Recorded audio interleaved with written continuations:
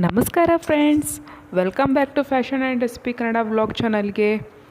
ಇವತ್ತು ನಾನು ಇನ್ನೊಂದು ಹೊಸ ರೆಸಿಪಿನ ತೊಗೊಂಡು ಬಂದಿದ್ದೀನಿ. ಅದು ಈವ್ನಿಂಗ್ ಸ್ನ್ಯಾಕ್ಸು.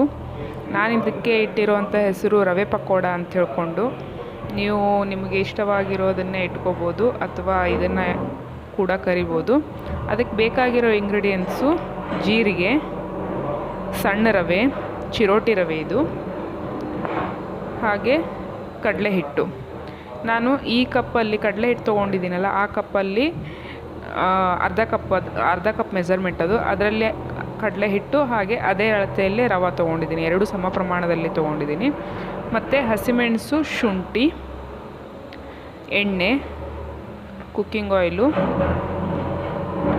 ಮತ್ತು ನೀರು. ಇದಿಷ್ಟೇ ಐಟಮ್ಸ್ ಇದಕ್ಕೆ ಬೇಕಾಗಿರೋದು. ಬೇಗನೆ ಮಾಡ್ಕೊಳ್ಳುವಂಥ ಒಂದು ಈವ್ನಿಂಗ್ ಸ್ನ್ಯಾಕ್ಸು, ಫಟಾಫಟ್ಟಾಗಿ ಆಗುತ್ತೆ.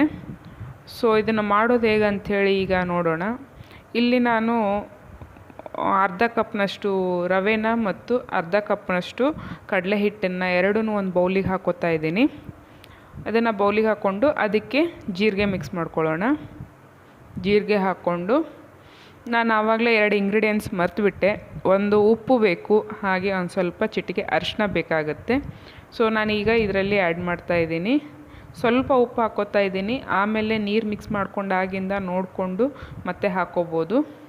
ಹಾಗೆ ಸ್ವಲ್ಪ ಅರಿಶಿನ, ಕಲರಿಗೋಸ್ಕರ ಅಷ್ಟೇ ಹಾಕ್ತಾಯಿರೋದು. ಸ್ವಲ್ಪ ಅರಿಶಿನ ಹಾಕ್ಕೋತಾ ಇದ್ದೀನಿ. ಈಗ ಇದನ್ನು ಚೆನ್ನಾಗಿ ಮಿಕ್ಸ್ ಮಾಡ್ಕೊಳ್ಳೋಣ. ಮೊದಲು ಎಲ್ಲ ಅರಿಶಿನ ಮತ್ತು ಉಪ್ಪು ಚೆನ್ನಾಗಿ ಮಿಕ್ಸ್ ಆಗಬೇಕು ಹಿಟ್ಟಿನ ಜೊತೆಗೆ ಮತ್ತು ರವೆ ಜೊತೆಗೆ. ಚೆನ್ನಾಗಿ ಮಿಕ್ಸ್ ಆಗಿಂದ ಇದಕ್ಕೆ ಸ್ವಲ್ಪನೇ ನೀರು ಹಾಕ್ಕೋತಾ ಕಲಿಸ್ಕೋತಾ ಹೋಗೋಣ. ನಾನು ತೋರಿಸ್ತಾ ಇದ್ದೀನಲ್ಲ, ಹೀಗೆ ಸ್ವಲ್ಪ ನೀರು ಹಾಕ್ಕೊಂಡು ಕಲಿಸ್ಬೇಕು. ಒಂದೇ ಸಲಕ್ಕೆ ಪೂರ್ತಿ ನೀರು ಹಾಕ್ಕೊಂಡ್ರೆ ಅದು ತೀರಾ ತಿಳಿಯಾಗಿ ಬಿಡುತ್ತೆ. ಸೊ ಹಾಗಾಗಿ ಸ್ವಲ್ಪ ನೋಡಿಕೊಂಡು ಎಷ್ಟು ಹಿಡಿಸುತ್ತೆ ಅಷ್ಟೇ ನೀರು ಹಾಕಿದರೆ ಸಾಕು. ನಾನು ತೋರಿಸ್ತೀನಿ ಎಷ್ಟು ಇರಬೇಕು ಹದ ಅದರದ್ದು ಹಿಟ್ಟು ಕಲಸಿಂದ ಅಂತ ಹೇಳ್ಕೊಂಡು.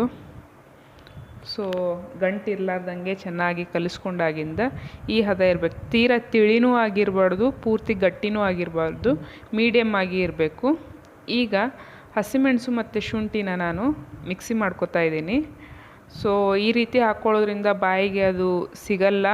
ಹಾಗೆ ಖಾರ ಬೇಕಂದರೆ ಖಾರನೂ ಆಗಿರುತ್ತೆ. ಬೇಕಂದವರು, ಈ ಥರ ಇಷ್ಟಪಡದೇ ಇರೋರು ಚಿಕ್ಕದಾಗಿ ಕಟ್ ಮಾಡ್ಕೊಂಡು ಬೇಕಾದ್ರೂ ಹಾಕ್ಕೋಬೋದು. ಹಾಗೆ ನಾನಿಲ್ಲಿ ಒಂದು ಪ್ಯಾನಲ್ಲಿ ಒಂದು 3 ಸ್ಪೂನಿಂದ 4 ಸ್ಪೂನ್ನಷ್ಟು ಎಣ್ಣೆ ಹಾಕ್ಕೊಂಡು ಅದಕ್ಕೆ ಹಿಂಗೆ ಹಾಕ್ಕೊಂಡಿದ್ದೀನಿ. ಹಿಂಗೆ ಹಾಕ್ಕೊಂಡು ಈಗ ಇದನ್ನು ಪೇಸ್ಟ್ ಮಾಡ್ಕೊಂಡಿದ್ನಲ್ಲ, ಹಸಿಮೆಣಸು ಮತ್ತು ಶುಂಠಿ ಪೇಸ್ಟನ್ನು ಹಾಕ್ಕೊಂಡು ಹಸಿ ವಾಸನೆ ಹೋಗುವವರೆಗೂ ಚೆನ್ನಾಗಿ ಫ್ರೈ ಮಾಡ್ಕೊಳ್ಳೋಣ. ಆದಷ್ಟು ಮೀಡಿಯಮ್ ಫ್ಲೇಮಲ್ಲಿ ಇಟ್ಕೊಂಡ್ರೆ ಒಳ್ಳೆಯದು. ಚೆನ್ನಾಗಿ ಹಸಿ ವಾಸನೆ ಹೋಗೋವರೆಗೂ ಫ್ರೈ ಮಾಡಿ ಆಗಿಂದ ನಾವು ಕಲಸಿ ಇಟ್ಕೊಂಡಿದ್ವಲ್ಲ ಕಡಲೆ ಹಿಟ್ಟು ಮತ್ತು ರವಾ ಮಿಕ್ಸರು, ಸೊ ಅದನ್ನು ಇದಕ್ಕೆ ಹಾಕ್ಕೋಬೇಕು. ಪೂರ್ತಿ ಮಿಕ್ಸರ್ನ ಇದಕ್ಕೆ ಹಾಕ್ಕೊಂಡು ಕಂಟಿನ್ಯೂಸ್ ಆಗಿ ತಿರುಗಿಸ್ತಾ ಇರಬೇಕು, ಕೈ ಬಿಡಲಾರ್ದಂಗೆ. ಯಾಕಂದರೆ ಇದಕ್ಕೆ ನಾವು ಕಡಲೆ ಹಿಟ್ಟು ಹಾಕಿದ್ದೀವಿ. ಸೊ ಕಡಲೆ ಹಿಟ್ಟು ಬೇಗ ದಪ್ಪ ಆಗ್ತಾ ಇರುತ್ತೆ. ಸೊ ಅದಕ್ಕೆ ಅದನ್ನು ಕಂಟಿನ್ಯೂಸ್ ಆಗಿ ಕೈ ಆಡಿಸ್ತಾ ಇರಬೇಕು. ನೀವು ನೋಡ್ತಾ ಇದ್ದೀರ, ಒಂದೇ ಸೈಡಲ್ಲಿ ಕೈ ಆಡಿಸ್ತಾ ಇದ್ರೂ ಕಷ್ಟ. ಪೂರ್ತಿ ಚೆನ್ನಾಗಿ ಮಿಕ್ಸ್ ಮಾಡ್ಕೋಬೇಕು. ಅದು ಬರ್ತಾ ದಪ್ಪ ಆಗುತ್ತೆ. ಅಲ್ಲಿ ತನಕ ಅದನ್ನು ಈ ರೀತಿ ಕೈ ಆಡಿಸ್ತಾ ಇರಬೇಕು. ಸೈಡಲ್ಲಿ ಹತ್ತಿರೋ ಅಂದರೆ ಸೈಡಲ್ಲಿ ಅಂಟ್ಕೊಂಡಿರುವಂಥದ್ದನ್ನೆಲ್ಲ ಚೆನ್ನಾಗಿ ಬಿಡಿಸ್ಕೋತಾ ಕೈ ಆಡಿಸ್ತಾ ಒಂದು 5 ರಿಂದ 7 ನಿಮಿಷಕ್ಕೆ ಇದು ಈ ಕನ್ಸಿಸ್ಟೆಂಟಿಗೆ ಬರುತ್ತೆ, ದಪ್ಪ ಆಗುತ್ತೆ. ಸೊ ಅದನ್ನು ಚೆನ್ನಾಗಿ ಇನ್ನೊಂದ್ಸಲ ಮಿಕ್ಸ್ ಮಾಡಿಕೊಂಡು, ಉಪ್ಪು ಬೇಕಿದ್ದರೆ ಒಂದು ಸ್ವಲ್ಪ ನೋಡಿಕೊಂಡು ಉಪ್ಪು ಹಾಕ್ಕೋಬೋದು. ಪೂರ್ತಿ ಈ ರೀತಿ ಮಿಕ್ಸ್ ಮಾಡಿಕೊಂಡು ಗಂಟಿರ್ಲಾರ್ದಂಗೆ ಈ ರೀತಿ ಮಿಕ್ಸ್ ಮಾಡ್ಕೋಬೇಕು. ಈಗ ಇದನ್ನು ಗ್ಯಾಸ್ ಆಫ್ ಮಾಡಿ ತಣ್ಣಗಾಗಕ್ಕೆ ಬಿಡೋಣ. ಆಗಿಂದ ಈ ರೀತಿ ಇದನ್ನು ಕೈಯಲ್ಲಿ ಎಣ್ಣೆ ಹಚ್ಕೊಂಡು ಈ ರೀತಿ ಉಂಡೆ ಮಾಡಿಕೊಂಡು ನಮಗೆ ಯಾವ ಶೇಪ್ ಬೇಕು ಆ ಶೇಪಲ್ಲಿ ಮಾಡ್ಕೋಬೋದು. ನಾನಿಲ್ಲಿ ಸ್ಕ್ವೇರ್ ಶೇಪಲ್ಲಿ ಮಾಡ್ತಾಯಿದ್ದೀನಿ. ನೀವು ಬೇಕಂದರೆ ರೌಂಡ್ ಶೇಪಲ್ಲಿನೂ ಮಾಡ್ಕೋಬೋದು, ಅಥವಾ ನಿಮ್ಮ ಹತ್ರ ಬೇರೆ ಕಟ್ಟರ್ಸ್ ಇದ್ದರೆ ಅದರಲ್ಲಿನೂ ಬೇಕಾದರೂ ಮಾಡ್ಕೋಬೋದು. ಸೊ ನಾನು ಈ ರೀತಿಯಾಗಿ ಸ್ಕ್ವೇರ್ ಶೇಪಲ್ಲಿ ಮಾಡ್ತಾಯಿದ್ದೀನಿ.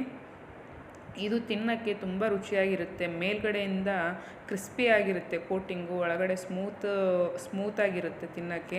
ಬಿಸಿ ಬಿಸಿ ಇದು ಸಾಸ್ ಜೊತೆಗೆ ಕೆಚಪ್ ಜೊತೆಗೆ ಹಾಕ್ಕೊಂಡು ತಿನ್ನೋಕ್ಕೆ ತುಂಬ ಚೆನ್ನಾಗಿರುತ್ತೆ. ನೀವು ಇದನ್ನು ಮನೆಯಲ್ಲಿ ಟ್ರೈ ಮಾಡಿ. ಈವ್ನಿಂಗ್ ಸ್ನ್ಯಾಕ್ಸ್ ಆಗಿ ತುಂಬ ಇಷ್ಟಪಡ್ತಾರೆ. ಮಕ್ಕಳಿಗಂತೂ ಈ ರೀತಿ ಮಾಡಿಕೊಟ್ರೆ ತುಂಬ ಖುಷಿಯಾಗುತ್ತೆ. ಸೊ ನಾನು ಎಲ್ಲದನ್ನೂ ಒಟ್ಟಿಗೆ ಮಾಡಿ ಇಟ್ಕೊಂಡಿದ್ದೀನಿ. ನಾನು ಕೂಡಲೇ ಕರಿತಾ ಇರೋದ್ರಿಂದ ಎಣ್ಣೆನೂ ಕಾಯಕ್ಕೆ ಇಟ್ಟಿದ್ದೀನಿ. ಈ ರೀತಿ ಒಟ್ಟಿಗೆ ಮಾಡಿ ಇಟ್ಕೊಂಡಿದ್ದೀನಿ. ಆ ರೀತಿ ಅರ್ಧ ಕಪ್ಪಲ್ಲಿ ಮಾಡೋದ್ರಿಂದ 15ರಿಂದ 16 ಪಕೋಡಗಳು ಆಗ್ತವೆ.